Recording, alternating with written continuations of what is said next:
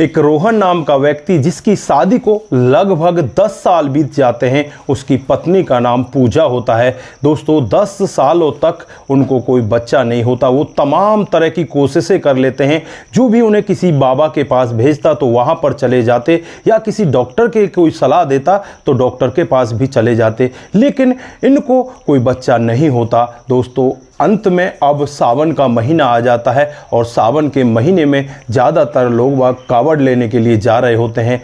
यहाँ पर रोहन को भी यही बताया जाता है कि तू बाबा भोलेनाथ की कावड़ चढ़ा और फिर तुझे बच्चा हो जाएगा। दोस्तों अब यहाँ पर रोहन कावड़ लाने के लिए तैयार हो जाता है, लेकिन जो उसकी पत्नी होती है वो कहने लगती है कि तुम अकेले कावड़ क्यों लाओगे, मैं भी तुम्हारे साथ चलूँगी।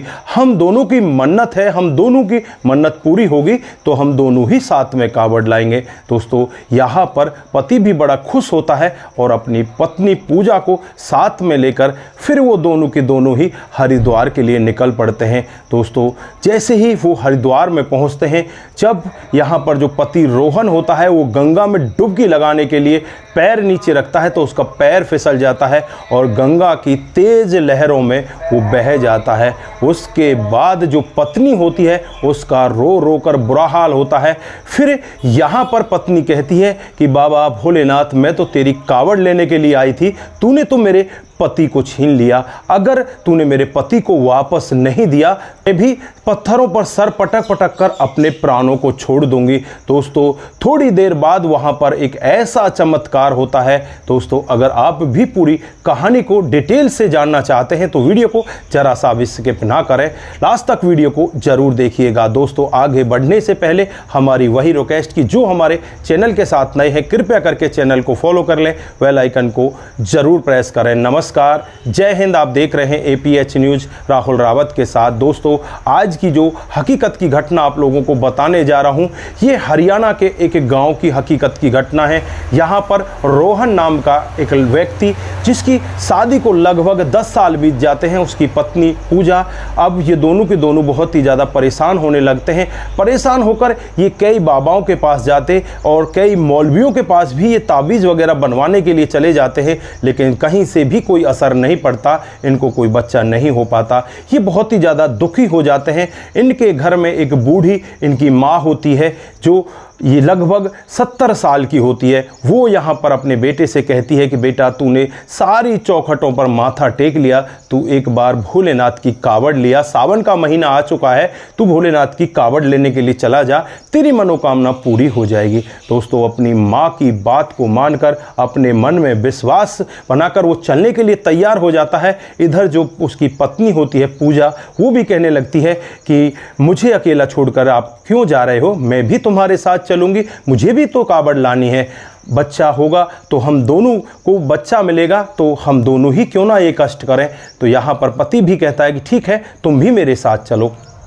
पति पत्नी यहाँ पर दोनों के दोनों तैयार हो जाते हैं और हरियाणा से एक बस में बैठकर सीधे के सीधे हरिद्वार पहुँच जाते हैं। दोस्तों हरिद्वार में अब यहाँ पर ये गंगा में स्नान करने की बारी होती है। पहले पति गंगा में स्नान करने के लिए जाता है और जैसे ही पति जो वहाँ पर बेल वगैरह बंधी होती है, उन बेलों से आगे की तरफ पैर रखता है तो एकदम से वहाँ बहुत ही तेज़ी के साथ लहर आती, पानी का बहाव बहुत ही तेज होता है और उस पानी के बहाव में जो पति होता है वो बह जाता है। अब वो आंखों से भी ओझल हो गया। वहीं पर DRF की टीम में बहुत सारी टीमें होती हैं, उन टीमों को भी कहा गया कि जल्दी से एक व्यक्ति को ढूंढो, वो इस गंगा नदी में डूब गया है, लेकिन वहाँ पर कहीं पर भी उसका कोई अता पता नहीं लगता। दोस्तों अब यहाँ पर जो पत्नी पूजा होती है वो फूट फूट कर रोने लगती है और कहने लगती है कि भोलेनाथ तूने तो मेरे पति को ही छीन लिया, मैं तो तेरी कावड़ लेने के लिए आई थी, तूने तो मेरे साथ में बहुत ही गलत किया है। भोलेनाथ तू अपनी कावड़ अपने पास रख, मुझे मेरे पति को वापस दे दे। दोस्तों इस तरह से यहाँ पर ये विलाप करने लगती है। तभी वहाँ पर एक साधु महाराज आते हैं और इस पूजा से कहते हैं कि बेटा तू विलाप मत कर, तू बस बाबा भोलेनाथ की प्रार्थना कर, भोलेनाथ से प्रार्थना कर, माँ गंगे से प्रार्थना कर, तुम्हारा पति वापस मिल जाएगा, तू टेंशन मत कर। दोस्तों उसके बाद यहाँ पर जो पूजा होती है, भगवान भोलेनाथ से प्रार्थना करने लगती है, कहने लगती है कि बाबा भोलेनाथ, आज मेरी जो झोली है वो तो तुमने अभी नहीं भरी, लेकिन मेरे पति को भी मुझसे छीन लिया, मेरा पति मुझे वापस दे दो। मुझे बच्चा तो तभी मिलेगा जब मेरा पति रहेगा, पहले मेरे पति को मुझे वापस दे दो। भोलेनाथ मेरे ऊपर कृपा करो, अगर मुझसे कोई गलती हुई है तो मुझे क्षमा करो, हे गंगे मैया मेरी रक्षा करो। इस तरह से वहाँ पर वो विलाप करने लगती है। थोड़ी देर बाद ही यहाँ पर जो DRF की टीम होती है पूरी के पूरी वहाँ पर अपनी सारी टीम को गंगा नदी में उतार देती है, लेकिन कहीं से भी उस व्यक्ति का कोई अता पता नहीं लग पाता, रोहन का कोई अता पता नहीं लगता। अब यहाँ पर ये औरत बैठकर रोती रहती है और जब रो रो कर ये थक जाती है तो इसका रुद्र रूप देखने को मिलता है।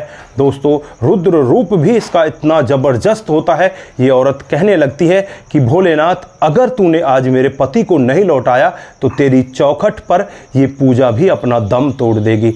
दोस्तों इस तरह से जब उसने अपने मन में ठाना तो वो अपने सर को पत्थर पर पटकने ही वाली होती है, तभी उसका पति आगे हाथ लगा देता है और कहने लगता है कि पूजा तुम क्या कर रही हो। दोस्तों अपने पति को देखकर वो बाबा भोलेनाथ का जयकारा लगाती है और वहीं पर गंगा मैया के भी जयकारे लगाती है और कहने लगती है कि बाबा भोलेनाथ ने तुम्हें लौटा दिया। फिर यहाँ पर अब उस रोहन से वो पूछने लगती है और आसपास के लोग भी इकट्ठा हो जाते हैं, तो वो सभी लोग रोहन से पूछने लगते हैं कि तुम कहाँ चले गए थे, DRF की टीम को तुम क्यों नहीं मिले, यहीं पर तो तुम हमारे सामने तो डूबे थे, तुम चले कहाँ गए।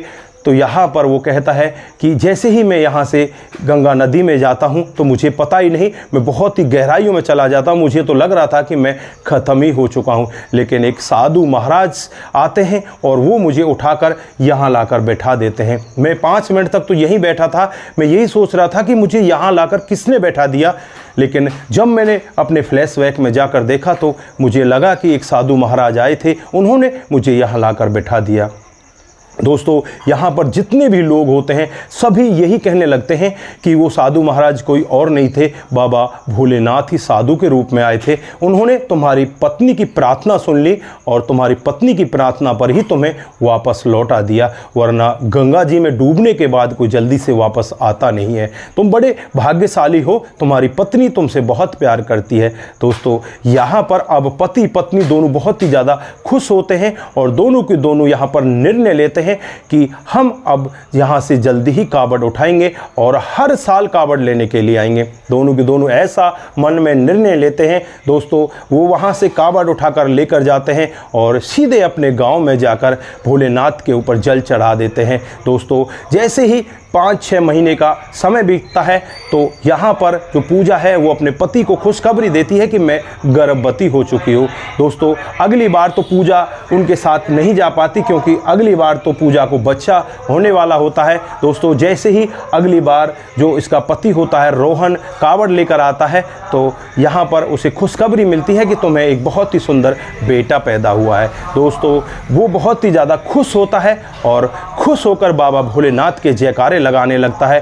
दोस्तों उस दिन के बाद से वो हर साल बाबा भोलेनाथ की कावड़ लेकर आता है। अब उसका छोटा सा बेटा वो भी बड़ा हो गया है। 2013 का ये मामला होता है, आज 2025 आ चुकी है।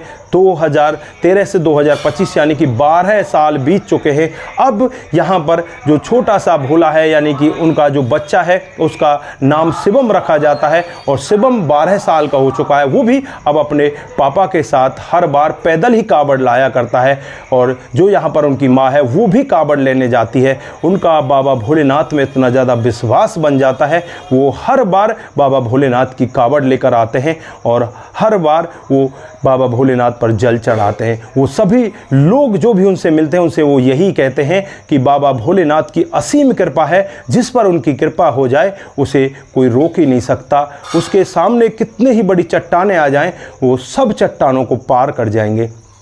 तो दोस्तों यहाँ पर आप लोग क्या कहना चाहते हैं, आपकी जो भी राय है एक बार कमेंट बॉक्स में ज़रूर दीजिएगा। दोस्तों जाने से पहले आप सभी भोलेनाथ के जयकारे ज़रूर लगा कर जाएँ, हर हर शंभू ज़रूर लेकर जाएँ। आप सभी का बहुत बहुत धन्यवाद। जय भोलेनाथ, जय शिव शंभू।